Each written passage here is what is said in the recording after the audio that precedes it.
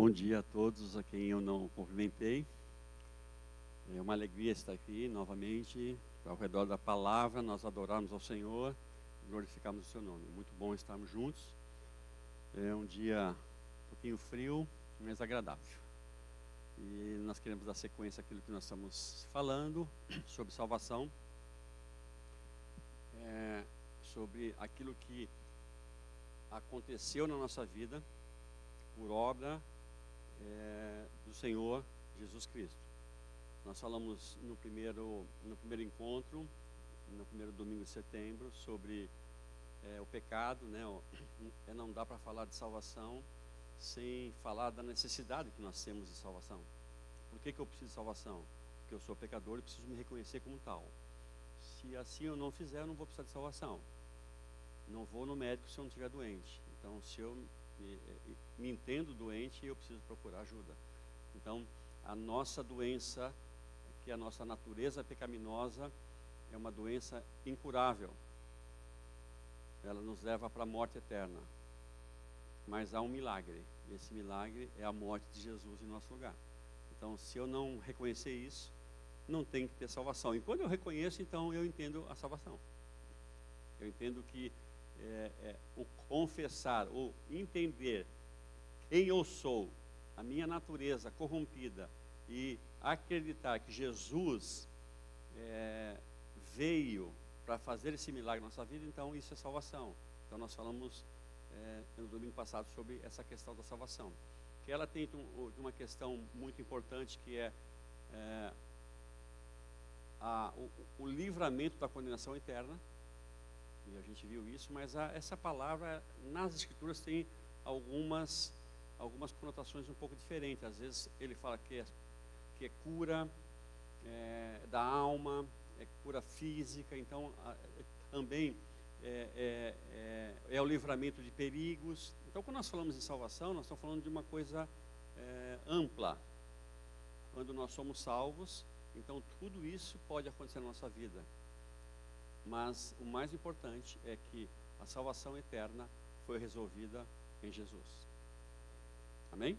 Isso é o mais importante. Então, tem salvo aí? Lembra? Tem salvo aí? Tem, né? Tem salvo. Tem salvo aí? Amém. Então, é isso mesmo. É isso.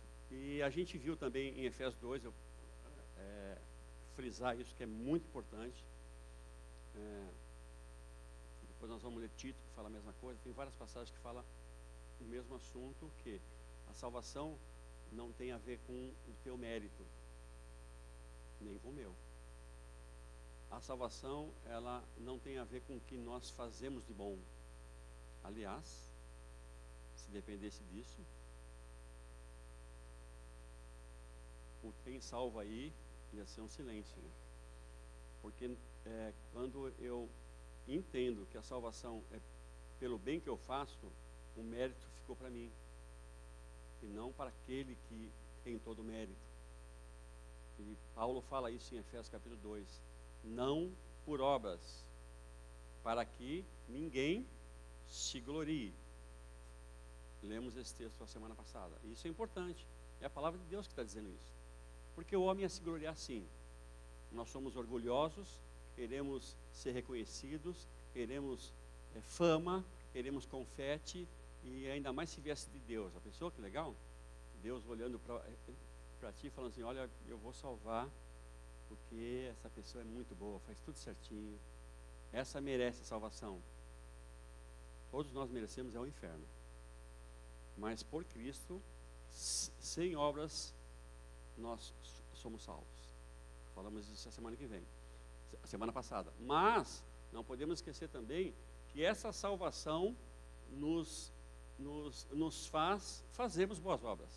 Nesse mesmo texto a gente leu, fomos criados em Cristo para boas obras. Então, o resultado de quem é salvo é fazer boas obras. Mas tem gente que faz boas obras e não é salvo. Tudo bem, isso não nos compete dizer. O que nos compete é entendermos isso e admitirmos que é uma necessidade de quem é salvo. Quem é salvo pratica o bem. Quem é salvo faz boas obras. Quem é salvo olha para o próximo. Lembra que quem estava aqui no primeiro domingo, que nós falamos sobre por que Deus criou o homem. Ele criou o homem para ter um relacionamento com Ele, um relacionamento horizontal. Então, quem é salvo não pode desconsiderar o próximo. Ele precisa olhar para o próximo, fazer boas obras. Tanto os domésticos da fé, como Paulo fala em Gálatas, como aqueles que ainda não obtiveram salvação. Então, é sem distinção, mas com prioridade.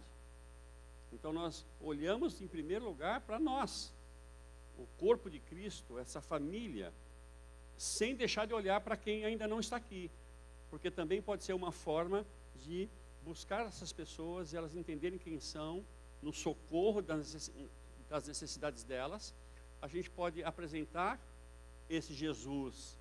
Então, é uma forma também, não só de socorrer, mas é uma ferramenta de evangelização, ok? Então, nós não podemos esquecer disso, não tem obras na nossa salvação. E hoje a gente falou que nós falaríamos sobre graça e lei, né? Graça e lei. É um assunto bastante complexo, longo, né? Nós não teríamos tanto tempo para falar, mas algumas coisas nós precisamos entender. Sobre a lei, nós devemos ou não guardar a lei para ser salvos? O que a lei significa para mim? E a gente leu um texto em Romanos, como título da nossa ministração de hoje, que é 6,14, Romanos 6,14, acho que é isso. É isso aí, é 6,14, que Paulo, no texto falando sobre santificação, e a gente vai falar isso na semana que vem, mas ele pensa um princípio importante. Ele diz assim, porque o pecado, falando de salvação, de santificação, ele diz assim, pois o pecado não terá domínio sobre vós, pois não estás debaixo da lei, mas debaixo da graça. Nós fomos salvos pela graça. E o que é graça?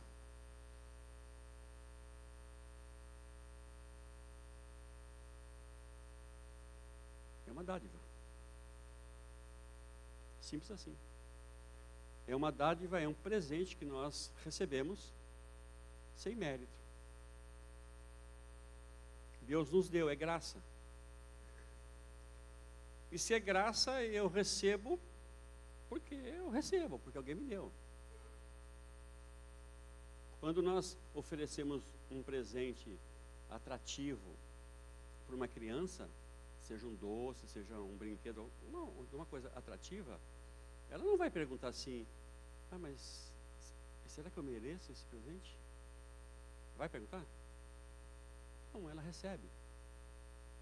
Mesmo que ela tiver feito algo de muito ruim, naquele momento, ela desobedeceu, fez qualquer coisa de errado, e tu vem com um presentinho, ela não vai falar assim, não, eu não quero, porque a minha atitude não foi boa hoje. Ela vai receber.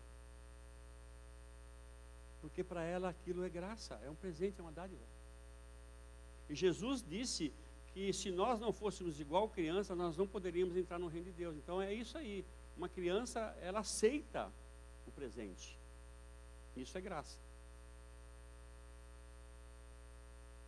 Não considero quem eu sou, mas considero o presente que recebo. Então, se Deus está me dando, é muito mais do que eu possa imaginar e pensar, então eu vou aceitar. Então é graça.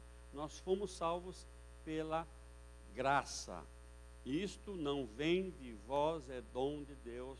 Paulo falando aos Efésios. Paulo falando aqui também aos Romanos.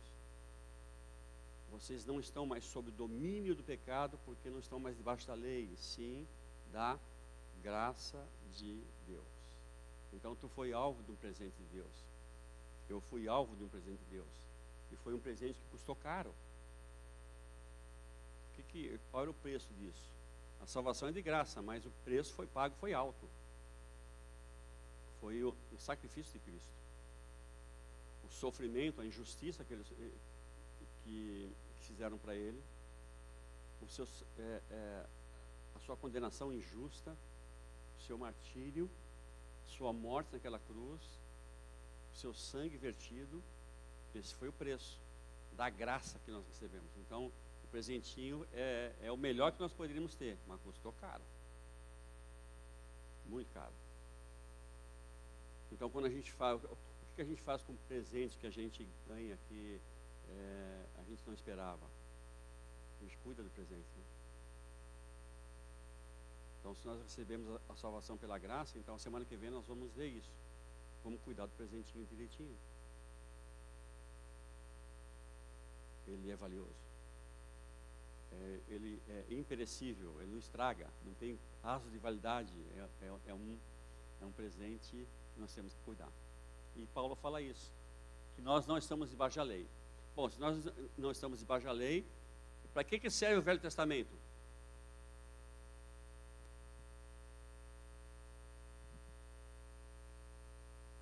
Eu vou tirar assim aqui, deu calor.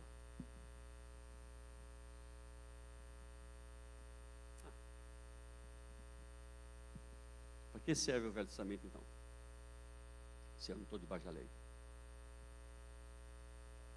Obrigado. Bom, vamos olhar uma passagem importante em Romanos mesmo, no capítulo 15, que ele vai falar de uma forma ampla, genérica, essa questão. Romanos, capítulo 15.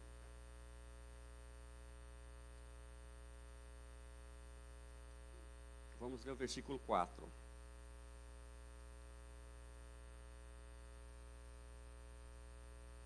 Ele vai se referir agora aos escritos do Velho Testamento, tá? Que não englobam só a lei, mas englobam a lei, os profetas e os escritos de sabedoria, os salmos, provérbios. Ele vai falar de uma forma ampla. Ele diz assim: porque tudo o que foi escrito no passado foi escrito para a nossa instrução, para que tenhamos esperança por meio da perseverança e do ânimo que provém das Escrituras. Então, as Escrituras são importantes para a nossa vida, para que nós tenhamos uma vida animada, vitoriosa, uma vida que glorifica o Senhor Jesus. Então, tudo que foi escrito é importante para nós? Tudo é importante. Para que tenhamos esperança, perseverança, não vamos desistir, vamos ter ânimo. E são as Escrituras que nos dão isso. Então, a Escritura é importante para a minha vida. Embora eu não esteja mais debaixo da lei como veículo de salvação, e Paulo vai falar isso de uma forma bem detalhada, se vocês quiserem ler depois em casa, leiam Gálatas. Gálatas, ele é uma narrativa de um fato que acontecia naquela igreja, que estava envolvendo isso. Guardo a lei ou não guardo a lei? A salvação é pela lei ou não? Como é que os apóstolos estavam vivendo essa dúvida, esse dilema? Então, Gálatas é uma cartinha legal, 6 capítulos curtos, leiam, vale a pena. É muito claro na carta de Gálatas dizendo que a lei não tem poder para salvar o homem. Ponto. Embora os homens queiram ainda hoje, nos dias de hoje, achar que guardando a lei a salvação acontece. Se eu guardo a lei para que a salvação aconteça, é obras. Então eu não guardo mais a lei para ser salvo, para ser justificado, mas a lei me serve para ter uma vida digna. A lei aponta a Cristo. Enfim, tem tantas coisas lá em Gálatas. Gálatas é legal no capítulo 3, que diz... apagou ali? Apagou? O horário para mim ali? Ah, tá. Gálatas, tá bom, 11 horas. Diz que a lei, ela serviu de aio. Gálatas capítulo 3. O que é um aio? É uma palavra estranha, né? aio. Mas um aio, no original ali, a lei serviu de aio, a palavra é paidagogos, é pedagogo. A lei, ela serviu para quê? De pedagogo. De pedagogo para quê? Para levar o homem a Cristo, apontar o homem para Cristo. Então, um pedagogo, e aí é uma palavra que fala de criança, é como se a lei serviu de um professor, pegar pela mão, ensinando para levar a Cristo, levar ao Messias. Isso que foi a lei. A lei serviu para isso, de pedagogo. E ele vai falar lá em Gálatas, no capítulo 3, que, bom, se a lei serviu de pedagogo para me levar a Cristo, e agora eu tenho Cristo, eu não preciso mais do aio. Paulo fala isso em capítulo 3. Então, eu não preciso mais do aio para me levar a Cristo, mas eu preciso dos princípios, das verdades desta lei, para fazer com que a minha vida glorifique a Ele e eu mantenha em cuidado a graça que eu recebi, a dádiva que eu recebi, o presente que eu recebi. Então a lei nos salva, não me salva, mas a lei me leva a ter uma vida digna. E a essência da lei. Então, se a gente pega Gálatas, ele vai falar muito disso, de guarda de dias, guarda de festas, guarda de anos, que não são mais isso. Então existe a essência da lei que nós precisamos observar. Qual é a essência da lei? Por exemplo, o Sermão do Monte fala de uma forma bem interessante sobre a essência da lei. Ele fala assim: ouviste o que foi dito. Jesus está falando para aqueles homens religiosos, discípulos religiosos. Ouviste o que foi dito, não matarás. Lembra disso? Ouviste o que foi dito, não adulterarás.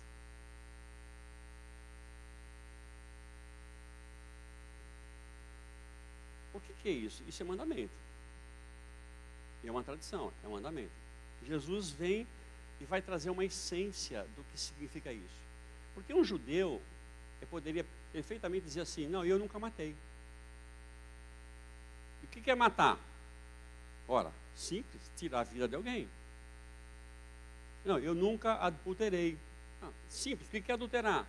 Nunca traí a minha esposa com outra mulher e nem nunca traí meu marido com outro homem. Quando isso se constitui adultério. Então, se nenhum deles fez isso, ele é cumpridor da lei. Sim ou não? Não. Jesus mostrou um outro lado que eles não estavam vendo. Jesus disse assim, não matarás, eu porém vos digo, quando tu pensar mal de alguém, tu já matou. Então a essência da lei não é simplesmente o ato. A essência de guardar a lei é um fundamento que está no coração. Então eu posso não ter cometido um assassinato, mas eu posso ter matado muita gente no meu coração, na minha mente, e por isso eu sou descumpridor da lei, sou um transgressor. Alguns filósofos, alguns escritores dizem assim, que o que Jesus disse no Sermão do Monte é a maior utopia que existe, é impossível aquilo. E é mesmo. Mas com o Espírito Santo em nós, tudo aquilo é possível. Amém? Não adulterarás. Mas eu nunca adulterei. Eu sou fiel à minha esposa. Eu sou fiel ao meu marido. Eu nunca adulterei. Aí Jesus diz o quê? Mas quando tu fica cobiçando a mulher dos outros, quando tu fica cobiçando os homens dos outros, tu não cometeu o ato, mas no teu coração tu já fez. Percebe? A lei, ela é muito mais do que uma prática de mandamentos, de atos. É muito mais do que isso, a essência dela é muito maior. E isso é o que nós temos que viver. Por isso que Paulo fala assim, vocês não estão mais dominados pelo pecado, porque agora vocês estão debaixo da graça, e a graça nos ajuda. Como é que essa graça nos ajuda? Abram, por favor, em Tito, capítulo 2. Tito, capítulo 2.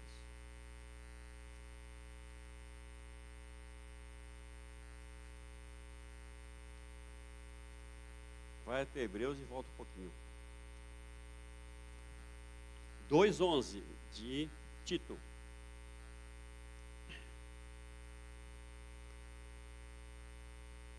Vamos lá. Porque a graça de Deus se manifestou, trazendo salvação a todos os homens. Olha, é isso aí. A graça se manifesta e essa graça, ela traz o quê?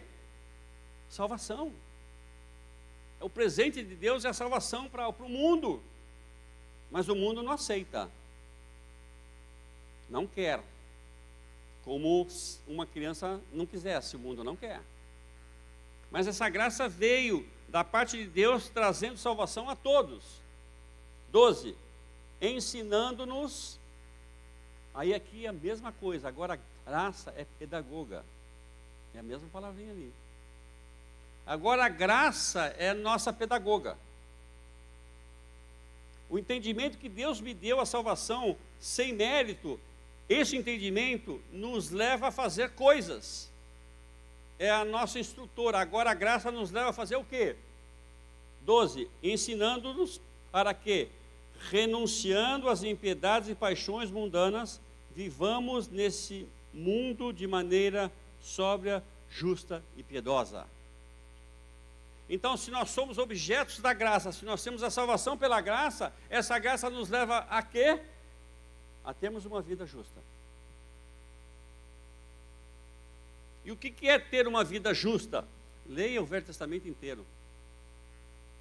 Tantos princípios, tantos fundamentos, tantas coisas que nós podemos aprender ali para termos uma vida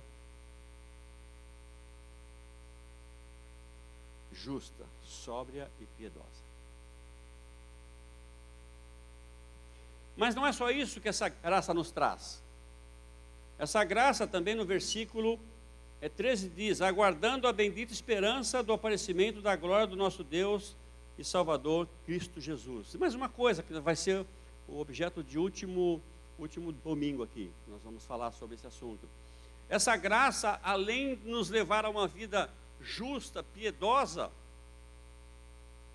livre das paixões do mundo, nos ensinar a caminhar dessa maneira, ela também nos dá esperança, nos leva a termos esperança na volta do Senhor Jesus, porque a nossa vida não se resume em 70, 80 anos que nós vivemos. A nossa vida é a eternidade. Então essa graça nos leva a ter um outro valor sobre a vida. Um valor passageiro, um valor importante, porque Deus nos deu a vida e nós temos que viver da melhor maneira nesse tempo que se chama hoje, porque nós vamos partir. E não vamos deixar nada. Paulo fala, não vamos deixar nada. Mas nós temos uma esperança. Então essa graça que nos salva, nos faz ter uma vida justa e piedosa. E nos dá esperança de futuro. Amém? Isso é o presente que Deus nos deu. Por isso que Paulo fala que nós não estamos mais debaixo da lei, sim debaixo da graça. Porque debaixo da lei, e a lei me condena. A lei não me absolve. A lei ela diz quem eu sou. Ela me condena. Tiago vai falar um pouco sobre esse assunto, e é legal a gente dar uma olhadinha lá em Tiago. Um pouquinho depois de Hebreus, a casa depois de Hebreus, já está pertinho aí, Tiago.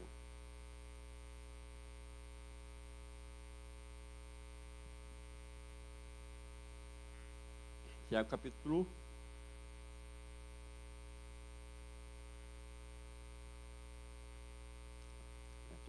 capítulo 2.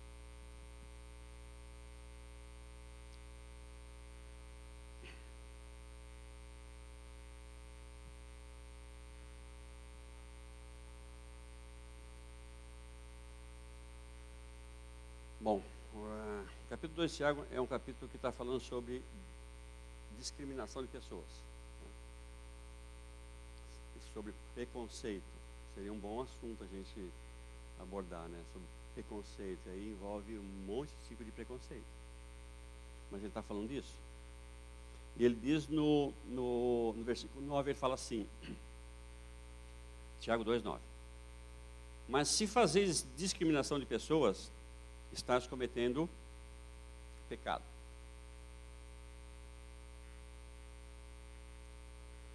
E aqui não era uma discriminação criminosa, tá?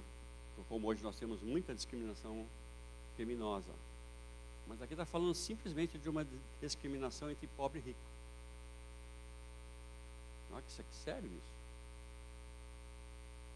Então, um pobre vem, senta lá atrás, o rico vem, tem os melhores lugares. Então é uma discriminação que não é crime, mas é uma discriminação. E para Deus isso é pecado. Imagine as outras que são crime. Ele está falando disso.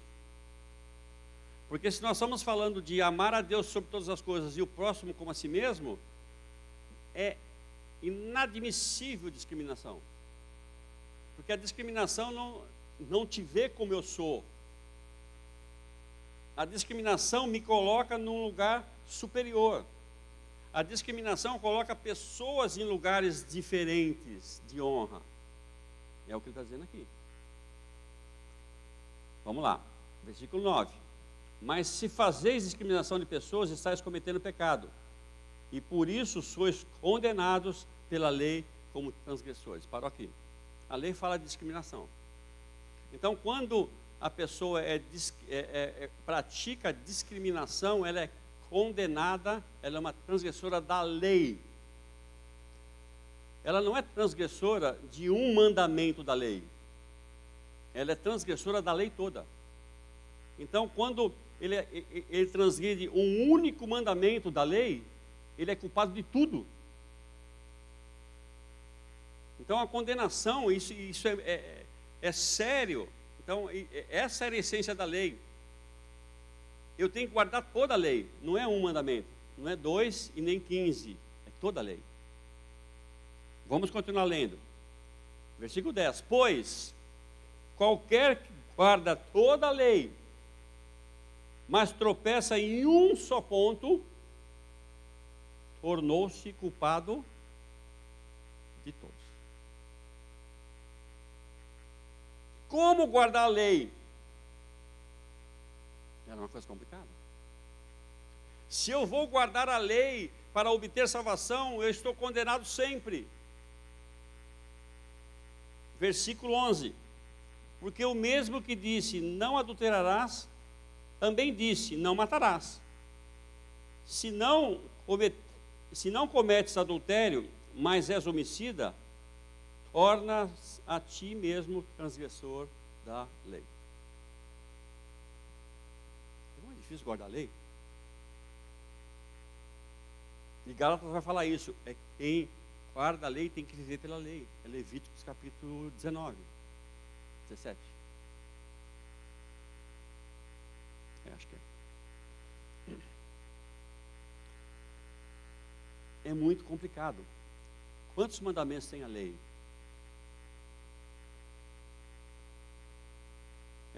Alguns já ouviram falar isso, né? Mas quantos mandamentos tem a lei?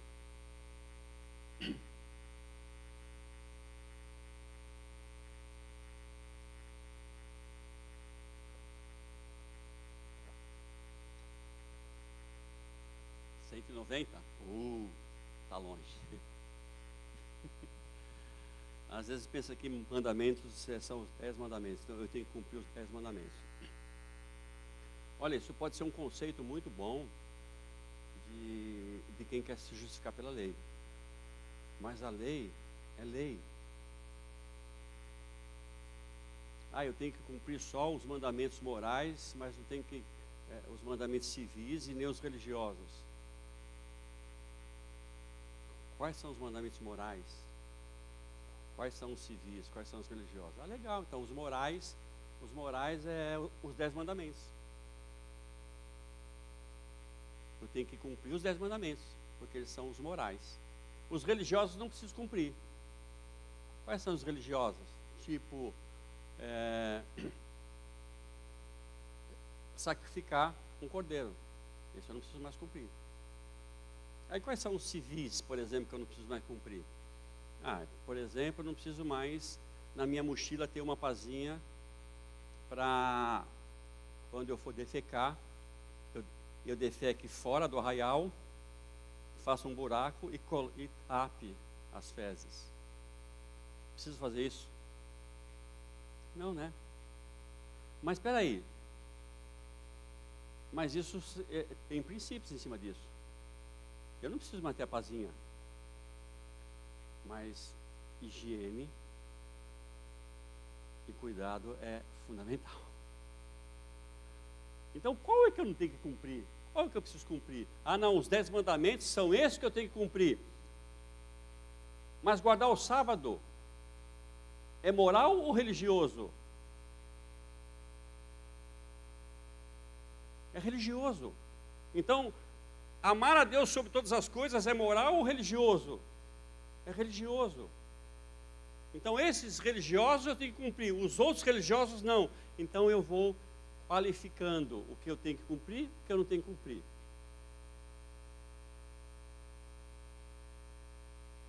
E Paulo fala lá em Gálatas, para com esse negócio de guardar dias, meses e anos. Essa é uma lei que ficou, agora nós temos o aio cumpriu tudo isso. E é interessante pensar nos mandamentos, porque os judeus, um rabino judeu, ele colecionou, ele organizou todos os mandamentos das Escrituras, do Velho Testamento. E ele chegou a 613 mandamentos. Foi Moshe Maimônides, que até hoje isso é o que vale. Então ele fez 365 mandamentos negativos e 248 positivos. O que é isso? Os negativos: não faça isso, não faça aquilo. Não adultera, não mata, não trata mal o teu irmão, não empreste com juros. Não, são positivos. Esses são os positivos. Os negativos. Os positivos: amarás o teu Deus sobre todo o teu entendimento, guarda o sábado. Então são aqueles que nos orientam o que fazer. Não come carne de porco.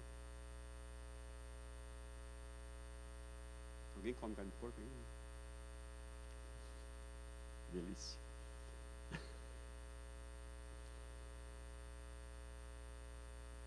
Alguém come camarão? Mas carne de porco, interessante, né? O camarão e o carne de porco estão na mesma lista de não come. Mas camarão come, carne de porco não. Qual é o mandamento que eu vou escolher a cumprir? Então eles colecionaram 613. Então, se eu quiser ser um cumpridor da lei e obter a minha salvação, minha justificação pela lei, são 613 que eu tenho que cumprir todo dia. Quem é que guarda a lei? Jesus Cristo pagou, cumpriu toda a lei por mim e por ti. Por isso nós não estamos mais debaixo da lei. Embora a lei seja importante para a minha vida e para a tua vida. Embora sejam esses fundamentos, esses princípios que vão nos dar sabedoria de como viver. Jesus falou isso.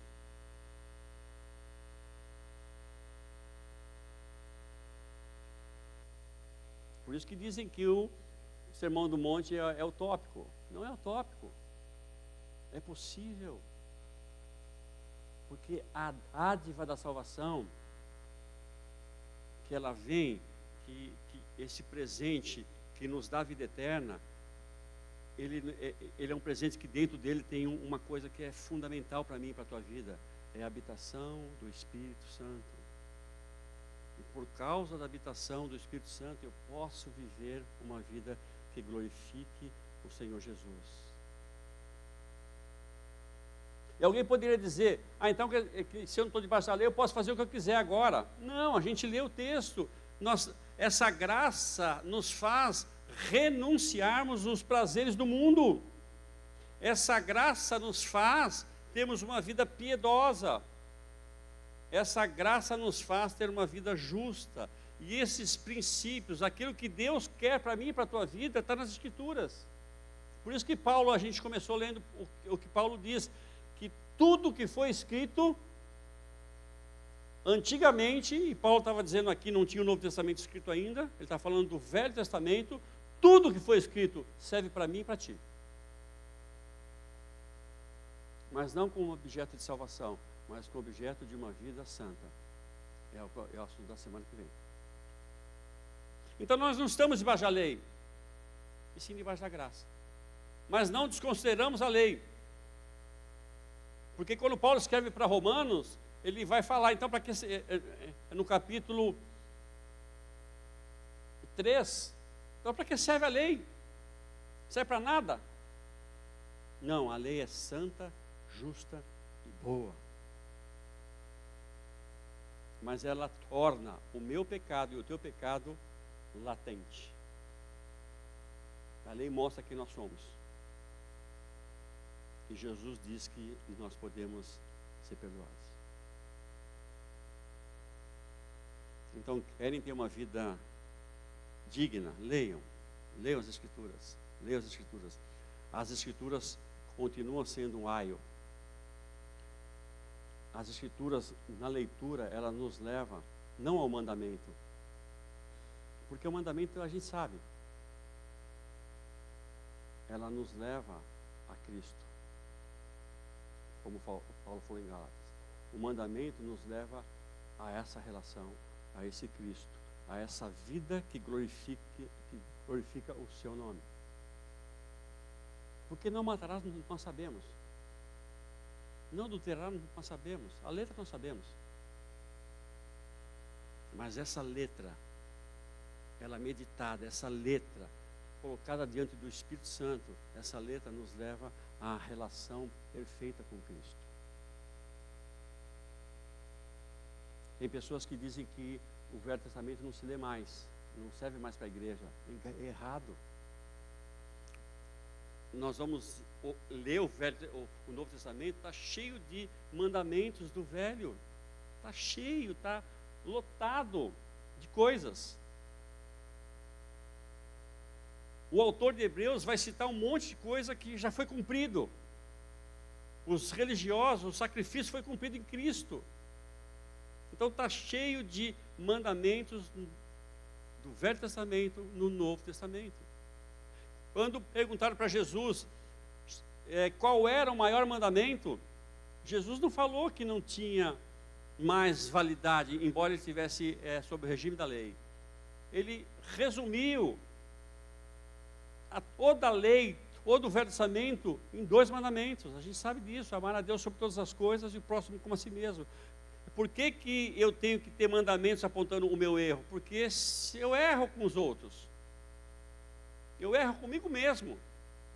Se eu não errasse comigo mesmo e não errasse com os outros, eu não precisaria ter mandamentos. Por quê? Porque eu amo ao outro como a mim mesmo. Então, se eu me amasse verdadeiramente e amasse o próximo, os mandamentos seriam sem sentido para mim.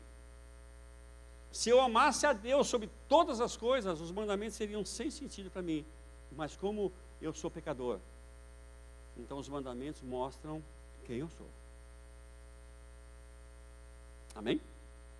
Somos salvos pela graça. É guardar mandamento? Não. Somos livres disso. E Paulo fala em Gálatas que nós somos chamados para a liberdade. Isso é importante. Então, se eu não estou debaixo da lei, eu fui chamado para a liberdade. Não estou mais submetido aos mandamentos, mas não use a liberdade para pretexto, para a imoralidade, para a divisão, para a fofoca, então agora eu não tenho mais mandamentos que regem a minha vida, então eu estou livre para fazer o que eu quiser. Não, o mandamento não me leva a uma liberdade desenfreada e eu posso fazer o que eu quiser. Não, o mandamento, eu estou livre com relação à condição de ser salvo através dele, porque Cristo me salvou.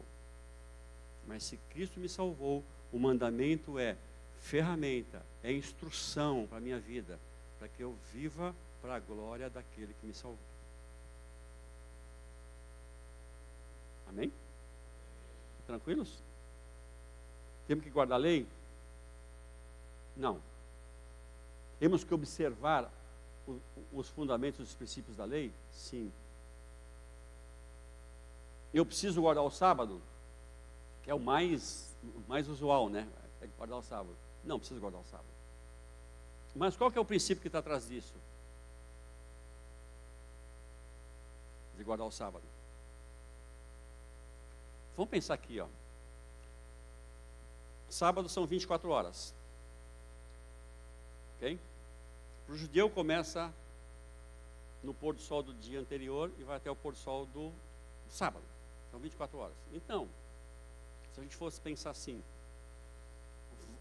vamos cumprir o princípio que está nesse mandamento. Eu não preciso guardar o sábado específico, porque a gente se confunde também, né? Para o judeu, o sábado é um nome em hebraico, é Shabat, que coincide com o nosso nome do sexto dia de semana, sábado. É só uma coincidência, porque o sábado para o judeu não é sempre um dia fixo igual ao nosso, ele pode acontecer em vários outros dias da semana, é um calendário diferente. Mas vamos pegar o princípio do sábado. Então são 24 horas que o judeu fazia o quê? Nas 24 horas. O judeu é correto, tá? Jejum. 24 horas.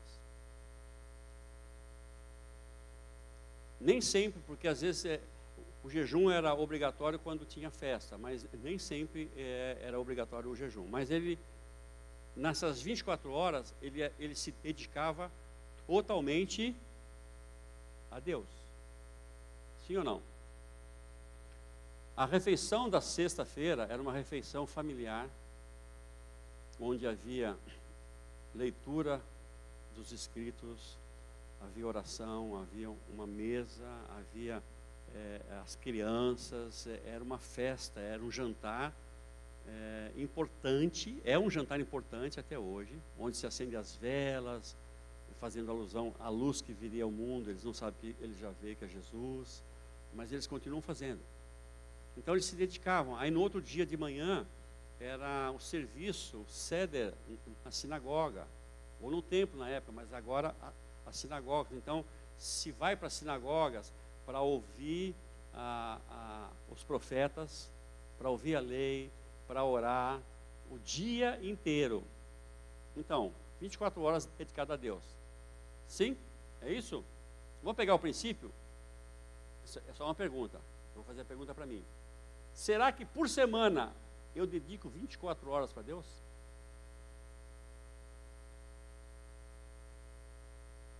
É só um princípio. Será? O judeu guardava 24 horas. Ah, mas e os outros dias? Era trabalho, era uma atividade agrícola, pecuária, tudo bem. Tinham as orações nas refeições sempre, ok? Mas vamos pegar a questão do sábado. Havia um dia total de dedicação. Então a gente não guarda o sábado e sabe que nós precisamos guardar o sábado. Mas a gente poderia pensar um pouco melhor no princípio de dedicação de tempo a Deus. Tá bom? Então eu não preciso guardar o sábado, mas eu não mato. Quantas vezes tu pensou mal de mim?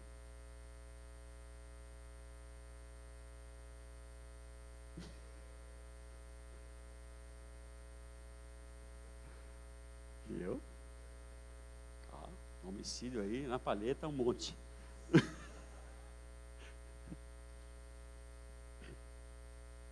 Então, essência da lei é importante para nós.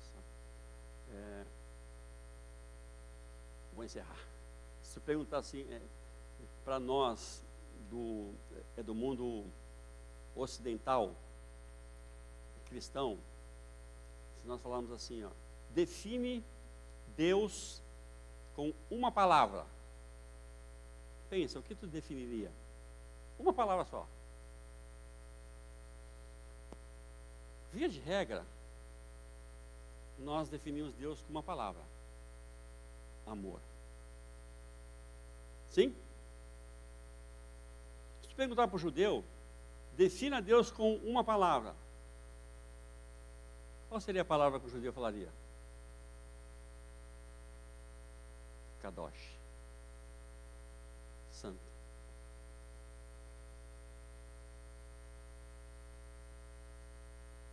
É porque, de uma forma significativa, a santidade de Deus permeia a vida da nação de Israel. Estão desviados e não é mais assim. Mas a definição de Deus de uma palavra para o judeu é santo. Onde é que nós encontramos explícita a santidade de Deus? No Velho Testamento. Mas mais focado na lei. Então a lei é importante para mim, a lei é importante para ti, mas ela não me salva e não te salva, porque senão Jesus Cristo morreu em vão. É o que Paulo fala aos Gálatas. A cruz é o que nos salva, porque essa cruz é o presente de Deus para mim e para a tua vida. Amém? Baixa a cabeça, vamos orar? Obrigado, Senhor, pela tua palavra. Obrigado, Senhor, pela obra que tu fizesse na cruz em nosso lugar. Nós não merecíamos absolutamente nada, não temos nada a te oferecer, nem tínhamos nada a oferecer. A tua palavra diz que quem nós somos inúteis quanto à nossa natureza pecaminosa. Mas muito obrigado porque tu veio e fez toda a obra, tu nos conduziu, tu nos deu esse presente maravilhoso, essa graça de termos a salvação. Muito obrigado, Senhor. Obrigado porque esse presente custou caro, foi a morte de Jesus naquela cruz, em nosso lugar, em nosso favor, cumprindo aquilo que nós nunca conseguiríamos cumprir, que é a lei, Senhor. Muito obrigado porque esse homem, Jesus, perfeito, fez tudo por nós, Senhor. Nós te agradecemos e queremos também nos alegrar e te bendizer, porque ele não ficou na morte, Senhor. A morte também não teve poder para retê-lo, e ele ressuscitou. Essa é a nossa esperança. Isso é o que nos dá, Senhor, uma visão de futuro, a certeza que Jesus voltará e vai nos levar. Muito obrigado, Senhor, por isso, Pai. Oramos agradecidos por tudo, oramos agradecidos por esse tempo e por esse culto que rendemos a Ti, em nome de Jesus. Amém? Amém? Estamos encerrando esse culto em fase